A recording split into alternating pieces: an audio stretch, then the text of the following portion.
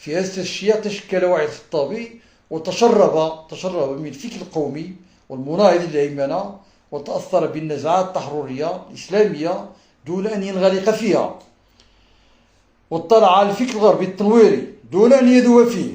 وهذه هي المعادلة الصعبة التي كانت في مجمل التفكير ديال محمد بن عبد الكريم الخطابي.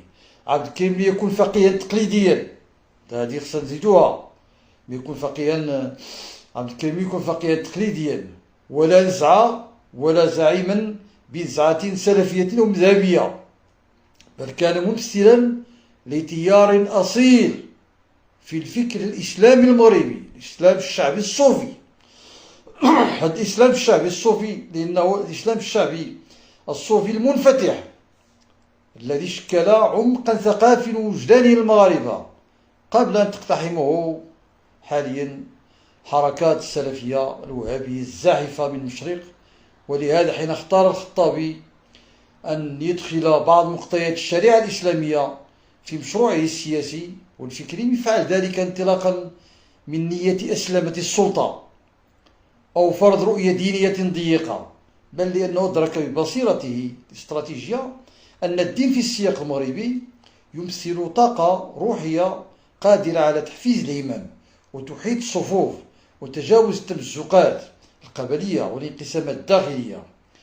لقد تعامل مع الدين كرافعة للتحرير لا كأداة قمع أو سلطة رمزية. إذا كان التاريخ لم يخلق الخطابي كمنظر سياسي بالمعنى المتعارف عليه، فإن هذا لا ينتقص من عبقريته ومن نبوغه، فالتاريخ يعج بمقاومين وزعماء عظام لم يكتبوا مؤلفات نظرية. كاين بزاف اللي يكتبوا مؤلفات نظرية، لكنهم صنعوا التاريخ بإرادتهم وحنكتهم، وتركوا وراءهم مشاريع فكرية وعلمية كان أثرها أبلغ من أي كتاب. الزعيم الخطابي واحد من هؤلاء، رجل لم يكن بحاجة لأن ينعت نفسه بلقب رئيس أو أمير، فالشعب هو من منحه هذه الصفات اعترافا بدوره التاريخي لا ادعاء منه السلطة أو تبجحا بالمكانة. ورجل كان متواضعا.